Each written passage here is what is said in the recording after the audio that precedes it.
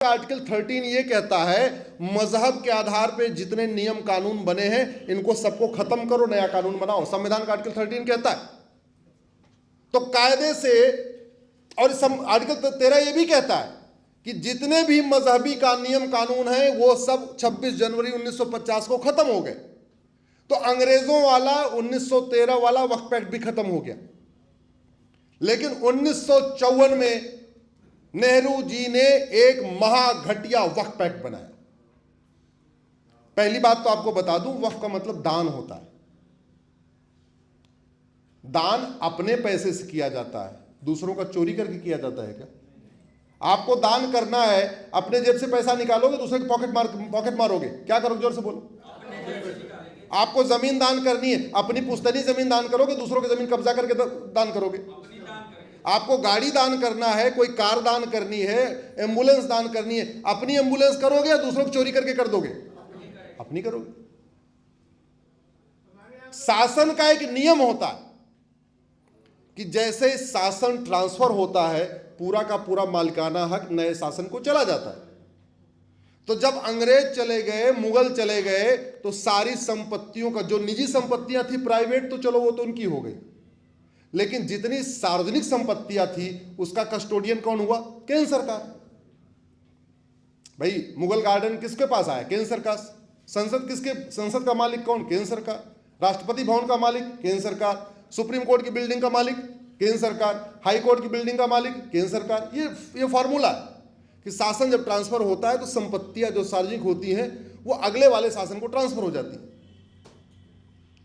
तो जो 50,000 एकड़ जमीन जहां पे बाबर, हुमायूं, तुगलक, गजनी, गोरी कह रहे थे ये हमारी है, वो कहां ट्रांसफर होनी चाहिए थी? केंद्र सरकार के पास। लेकिन नेहरू ने कानून बना दिया 1954 में, बोला ये तो वक्फ की प्रॉपर्टी हो। चलो उस समय भी केवल 50,000 एकड़ थी। इंदिरा गांधी ने उसको और मजबूत कर दिया, फिर जमीन बढ़ना शुरू हो गई। राजीव गांधी ने और मजबूत किया उस कानून को, फिर जमीन बढ़ना शुरू हो गई। और 1995 आते आते 2.5 लाख और बढ़ गई, टोटल हो गई 3 लाख। फिर 1995 में खतरनाक कानून बनाया, पुराने वाले को वापस, नया कानून। वो कानून इतना खतरनाक था, उससे तेजी के साथ जमीन बढ़ना शुरू हो गई। लगभग उसमें 4 लाख जमीन और बढ़ गई। तो कितनी जमीन हो गई? 7। फिर 2013 में और खतरनाक कानून बनाया और फिर हो गई 10 लाख। 10 लाख एकड़ जमीन। आप कभी क्षेत्र के हिसाब से अगर देशों का तुलना करेंगे तो दुनिया के 50 देशों का क्षेत्रफल 10 लाख एकड़ से कम है। सिंगापुर का क्षेत्रफल 5 लाख एकड़ है, 3 लाख एकड़ है, यानी 3 सिंगापुर बन जाएंगे भारत में वक्फ बोर्ड के ऊपर। मॉरिशस 5 लाख एकड़ है, 2 मॉरिशस बन जाएंगे जहां जितना वक्फ बोर्ड ने कब्जा करके रखा हुआ। ये जमीनें किसकी? ये खेल का मैदान, ऊसर जमीन, बंजर जमीन, हाईवे की जमीन, रेलवे की जमीन, आर्मी की जमीन, एयरपोर्ट की जमीन, बंदरगाहों की जमीन, पार्क, ये सब जमीनों पे कब्जा कर लिया इन्होंने। बड़ी सीधी सी बात है। जो सक्षम है वो बता नहीं रहे हैं कि हाँ हमारे पूर्वज ने कितना दान किया। भाई बुखारी साहब सक्षम है, तो अगर इनके पूर्वजों ने कोई दान किया तो इनको बताना चाहिए भाई हमारे पूर्वजों ने दान किया। मदनी साहब सक्षम है, संपन्न है, अगर उनके परिवार ने कोई दान किया हो तो उनको बताना चाहिए। ओवैसी साहब सक्षम है, अगर उनके परिवार ने कोई दान किया तो उनको बताना चाहिए। या सलमान खान, शाहरुख खान, सैफ अली खान सक्षम है, अगर उनके परिवार ने 1-2 बीघे दिया है तो उनको बताना चाहिए। बताने में कोई शर्म थोड़ी बात है। अरे बिरला जी तो बता के पूरे देश में बिरला मंदिर बनवाते हैं, पूरे देश में धर्मशाला बनवा रहे हैं। अग्रवाल समाज के लोग पूरे देश में अग्रवाल धर्मशाला बनाते हैं। माहेश्वरी समाज के लोग पूरे देश में धर्मशाला बनाते हैं। जैन समाज के लोग पूरे देश में जैन मंदिर बनाते हैं, धर्मशाला। इसमें शर्माने क्या बात? भाई हमारे पास है तो हम दान कर रहे हैं। देखिए हिंदू कन्वर्ट कौन हुआ था जानते हैं? जो जजिया नहीं दे पाया। वो इतना गरीब था कि जजिया नहीं दे पा रहा था, इसलिए वो कन्वर्ट हो गया। अब जो इतना गरीब था, जो जजिया नहीं दे पा रहा था, वो वक्फ वो जमीन कहां से दे देगा? क्या भाई दे सकता है क्या? नहीं। जो सक्षम है वो बता नहीं रहे, जो गरीब है वो दे नहीं सकते। जमीन आई कहां से? ये सारी जमीनें कब्जा की गई और ये वक्फ कानून पूरी तरीके से संविधान विरोधी है। इसीलिए मैंने इसको 2020 में चैलेंज किया। 3-4 साल पहले इस कानून के ऊपर ज़्यादा चर्चा नहीं होती थी क्या? हमारा यही काम है, हम यही काम करने के लिए इंजीनियरिंग छोड़ के आ गए सुप्रीम कोर्ट, नहीं तो मैं मारुति में था। कांग्रेस ने मुगलों और अंग्रेजों के मिशन को बढ़ाने के लिए 50 से ज्यादा कानून बनाए हैं, उसमें से 25 कानूनों को मैं चैलेंज कर चुका हूं। हमारे जितने भी मठ मंदिर हम वापस रिस्टोर न कर पाए, उसके लिए प्लेस ऑफ वर्शिप एक्ट बना दिया। हिंदुओं को आपस में बांटने के लिए, मुसलमानों को फायदा पहुंचाने के लिए माइनॉरिटी कमीशन एक्ट बना दिया। माओवादियों, नक्सलियों, घुसपैठियों, जिहादियों को फंडिंग कराने के लिए एफसीआरए कानून बना दिया। ऐसे एक के बाद एक लगातार वो कानून बनाते गए। अब इसका समाधान ये है कि भारत में मजहब के आधार पर सभी नियम कानून खत्म किए जाए। ये तब खत्म होंगे जब इसकी डिमांड होगी। डिमांड कौन करवाएगा, कैसे होगी? जब सबको जब पता होगा। पता कैसे होगा? जब बुद्धिजीवी लोग सबको बताएंगे।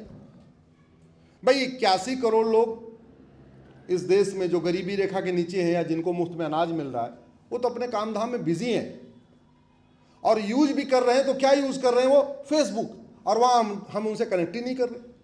हम अपने गिने चुने 50-100 लोगों को फेसबुक फ्रेंड बना के उसी में अपना जो है डीपी बदल के और बर्थडे की फोटो डाल के खुश हो रहे। नहीं, राष्ट्र हित में इसका उपयोग करिए, समाज के हित में इसका उपयोग करिए। और एक बात मैं आपको बता दूं, धर्मांतरण और घुसपैठ ये राष्ट्र की सुरक्षा के लिए खतरा है। इस समय 90,000 बच्चे रोज पैदा हो रहे हैं, उसमें से हिंदू मात्र 45,000 है। यानी अभी भले 80-20 का रेशियो है, लेकिन 20 साल के बाद यंग जनरेशन में रेशियो कितना होगा? ये 50-50 का। प्रतिदिन 10,000 हिंदुओं का धर्मांतरण हो रहा है। झूठ बोल के, लालच दे के, धोखा दे के, कलावा पहन के, पहचान छुपा के, नाम छुपा के, जो भी हो रहा। 6 करोड़ घुसपैठिए आ चुके हैं। ऑस्ट्रेलिया की जनसंख्या 2 करोड़ है और भारत में 6 करोड़ घुसपैठिए रहते हैं, यानी 3 ऑस्ट्रेलिया के बराबर भारत में घुसपैठिए रहते हैं। ये बात मैं जो डेटा बता रहा हूं, मेरे सुप्रीम कोर्ट में दिया हुआ, मेरी पीआईएल चल रही घुसपैठियों के ऊपर। धर्मांतरण रोकने के लिए हमारे पूर्वजों ने कितना बलिदान किया। संभाजी महाराज अगर धर्मांतरण कर लेते तो राजा बने रहते। संभाजी महाराज ने धर्मांतरण नहीं किया, इसलिए उनको 39 दिन तड़पाया और 40वें दिन मारा। संभाजी महाराज ने धर्मांतरण नहीं किया, इसलिए 39 दिन तक उनको तड़पाया। पहले एक एक उनके नाखून उखाड़े गए, फिर उनकी एक एक उंगलियां काटी गई, फिर लास्ट में 39वें दिन उनकी दोनों आंख निकाली गई और 40वें दिन उनका गला काटा गया।